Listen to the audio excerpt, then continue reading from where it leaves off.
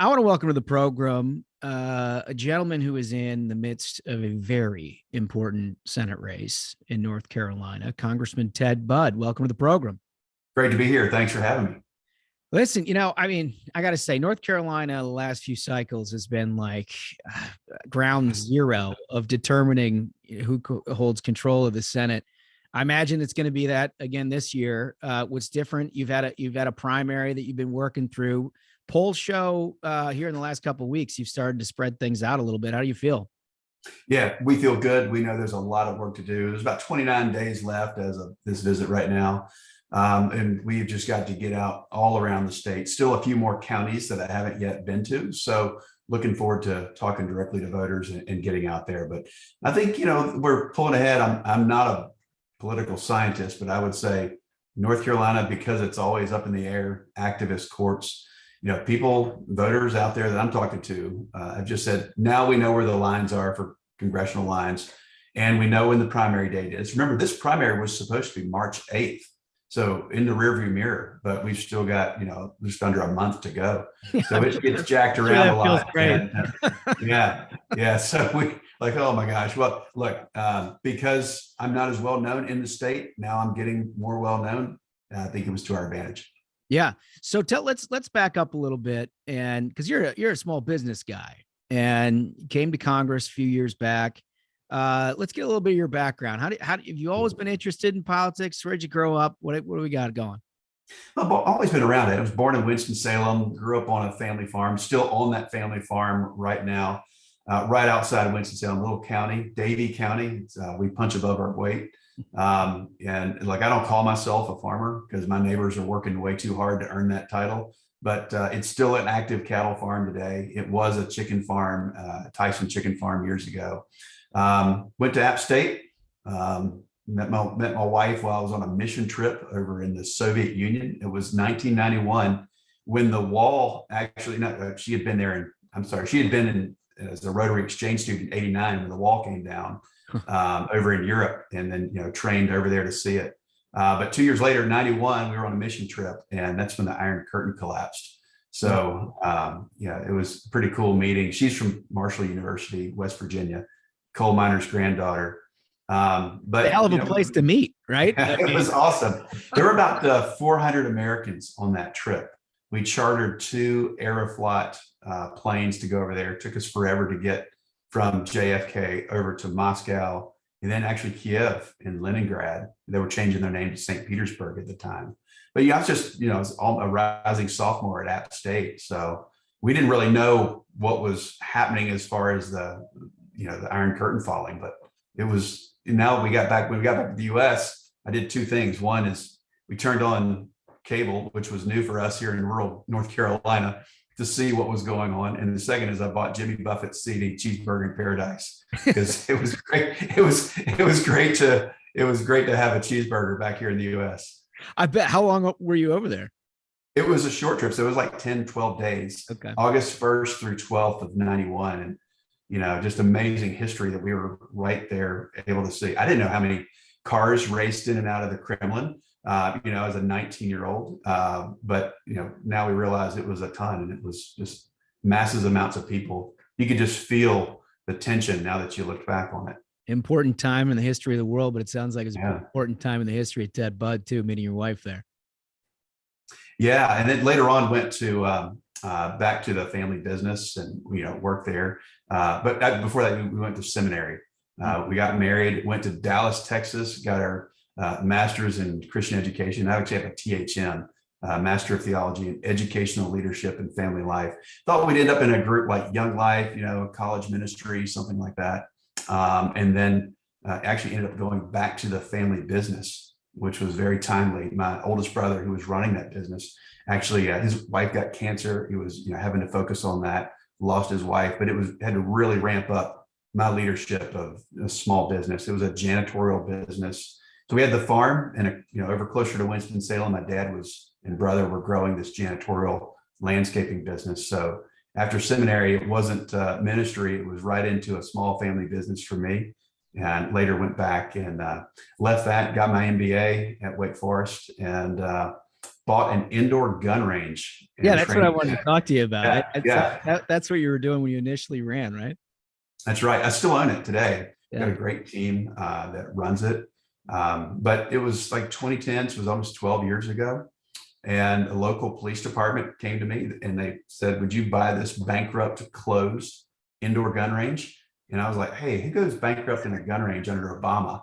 So it was Poor 2010. management, poor management. Yeah, that's right. Oh, it was that. And we found a lot of things that could have been done a lot better, and we have.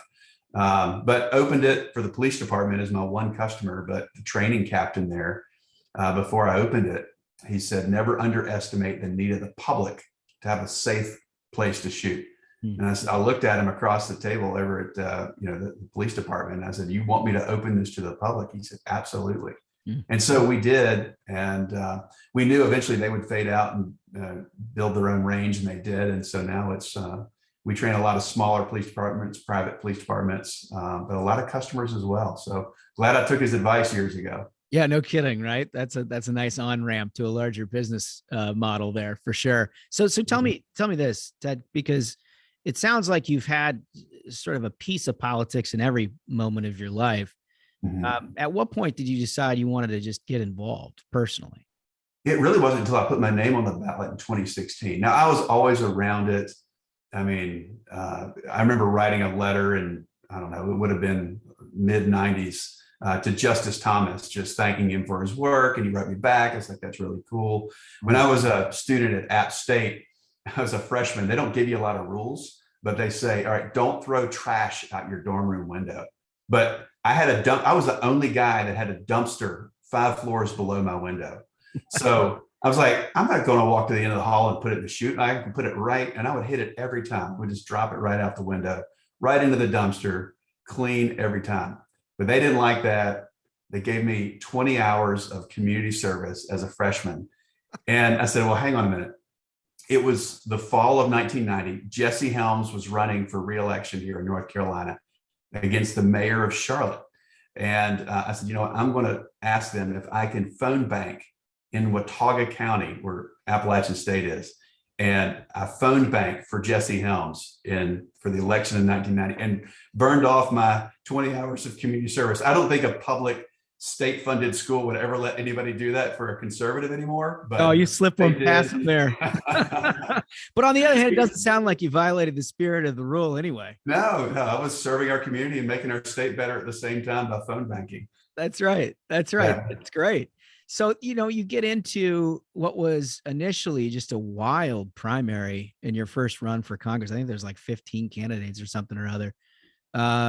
Did you just know you were going to win this? I mean, it seems like No way. I never on the ballot before. That's a pretty big jump. No, I've never been on the ballot. I mean, okay, so what was going on nationally? I mean, you got, Trump running, you got 17-way primary nationally.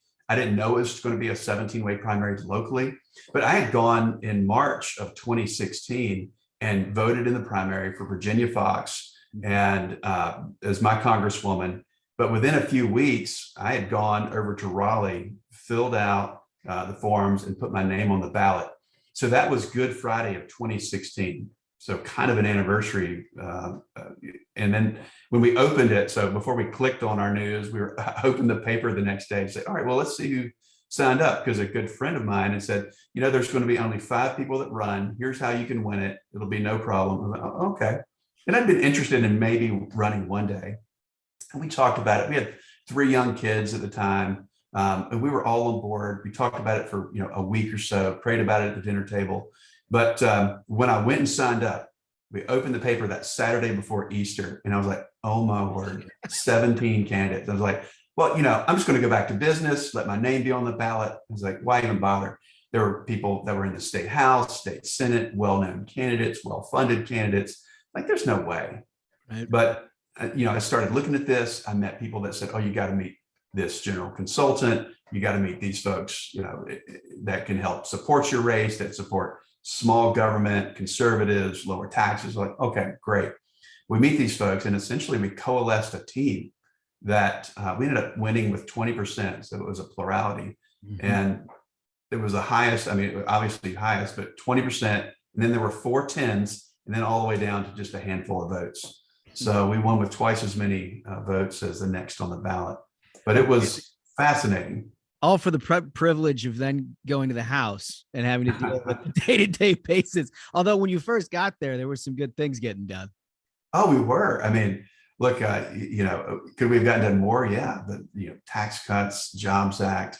We passed healthcare reform in the House. Unfortunately, didn't make it through the Senate, but we did a lot of good things. Deregulation. It was part of driving the economy. And I was on the Financial Services Committee, so I got an A committee right out of the gate, which was, as I learned then, it was kind of rare. But I got to see Jeb Hensarling from Texas as the chair of that committee wage war against Maxine Waters. So literally, when I would look behind me on the dais, I would see Maxine Waters. I go, now I know what we're up against. Mm-hmm. Yeah, no question about that. So, I mean, you've been on financial services throughout. I got to imagine as you're talking to voters, and we'll get into your Senate race in a second, but I imagine as you're going across North Carolina, the economy is probably first amongst equals in terms of the concerns that people have right now. It really is. People are worried. It just depends on where you are as to what their concerns are, but they kind of hover around, one is the border and the resulting crime. If I'm talking to law enforcement all over the 100 counties, one sheriff told me in the eastern part of the state, he said, every single county is now a border county because of Biden's policies at the border. And I was just down at the border, I mean, not too many months ago, and you could just see the tragedy of what's going on there and how it's affecting us here. Yeah. But and the second thing would be, I would say right there with it, maybe even a tie is inflation. I mean, you got all this money, as Milton Friedman would say, chasing goods that aren't there because people have been incented not to produce. And ultimately it leads to inflation. I like to say it's turned us into an eBay economy where everything gets bid up. And, it's a giant auction and it's hurting regular folks out there. $5,200 for the average family. Nobody's got that laying around. It's ridiculous. No, it's totally wild, right? I mean, and $5,200, it's more than double the largest tax cut we've ever had, and it's double in the other direction. I got to imagine that most people in the communities that you're talking about are just feeling absolutely besieged by the Biden agenda.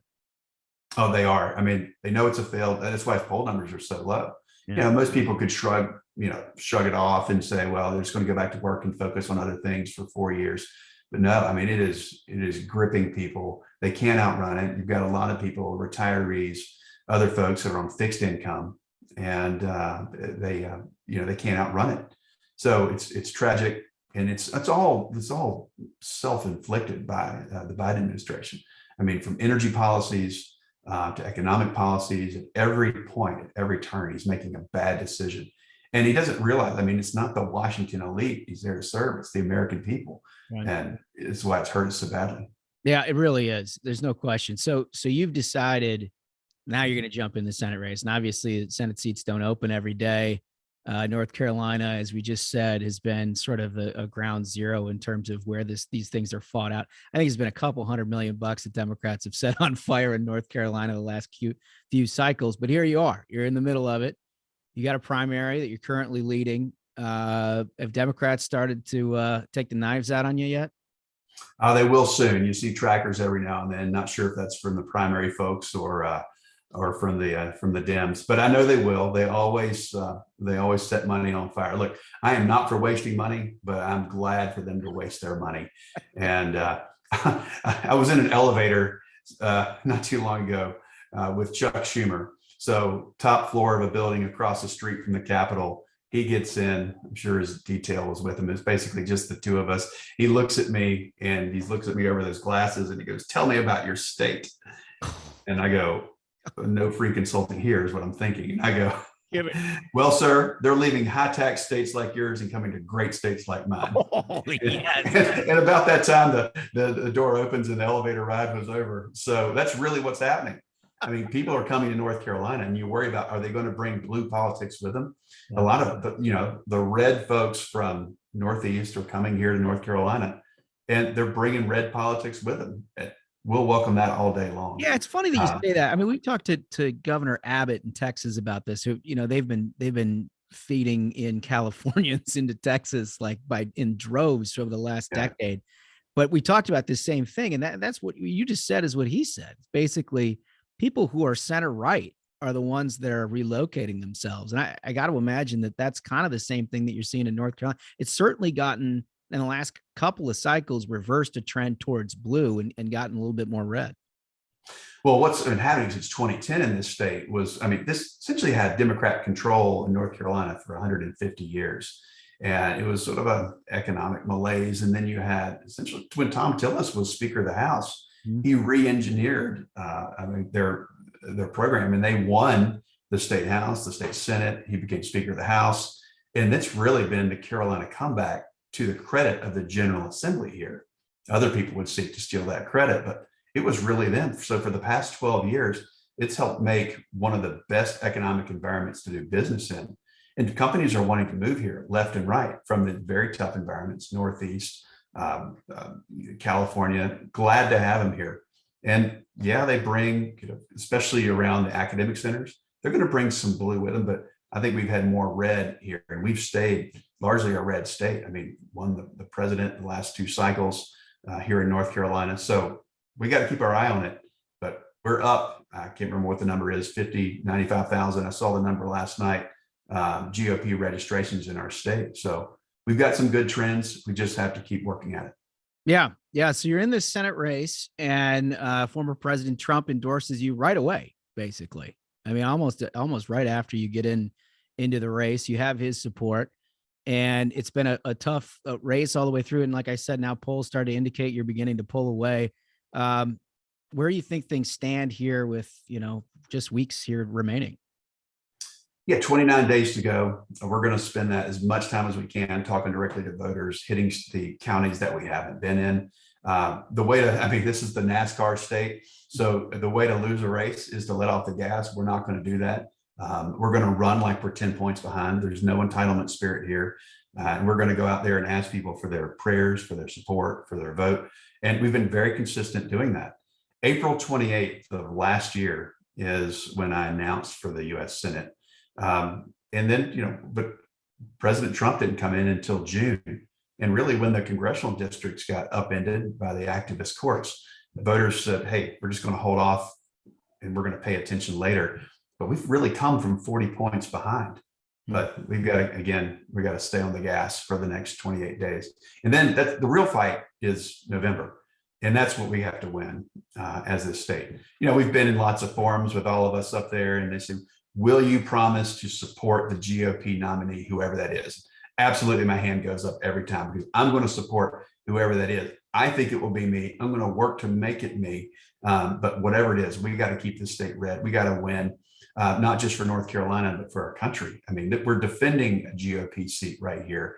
And in order for us to win the House and Senate and some other swing seats, if that's Georgia, if it's Arizona, we got to defend North Carolina's turf. Yeah, no question about it. It's that kind of attitude that'll get it done too. It's absolutely essential, both for the majority, as you said, for the country. One thing that I think is interesting about North Carolina that separates itself from some of the other swing states that we talk about is that the cultural conservatism. And I know that means different things to different people, but one of the things that I think you'd be blind not to see over the last couple of years here is this just radical shift to the left on almost every cultural issue, whether it's education with CRT, we mentioned the immigration issue. We've talked about, life and liberty and pursuit of happiness, everything underneath it. It feels like this country is slipping. And I've always noticed that is one component of the North Carolina electorate that just certainly doesn't get lost. People always have an eye on that.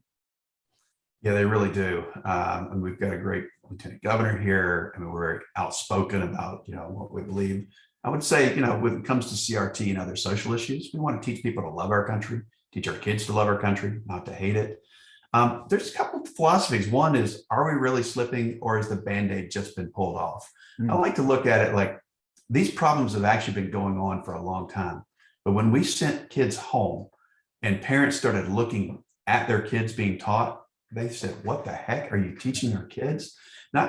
Science, technology, engineering, mathematics. That's the future, and the basics of the 3 R's, the reading, writing, and arithmetic, as we would say. We have to continue to teach those basics.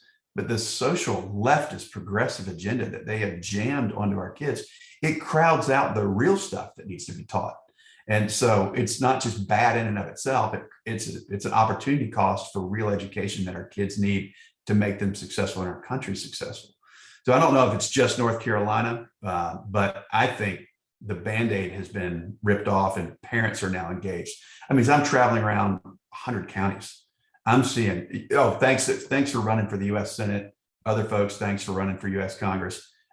But we really need school board. I have never seen more energy for school boards right now, and more candidates stepping up that are conservative, saying, I'm a parent, I've got school age kids, I'm getting involved, no more sitting on the bench. This is about our next generation. So have at it. I love it. And I'm fully supportive of these parents stepping up and being involved in our kids' education. It's totally right. You're 100% right. Only so often do you have a Senate candidate in a room and the guy's like, hey, can you show me where the school board candidate is? I love it. Well, listen, Ted Budd, I've got 3 big questions for you. And these are the ones that the listeners of the Variety program pay close attention to. Are they fast forwarding and clicking 15 seconds forward until they get to these last 3? They can weed anybody out. They know exactly what kind of candidate you are the moment you get done with the third question. So here's the first one. If you could plan your last meal on Earth, what would it be?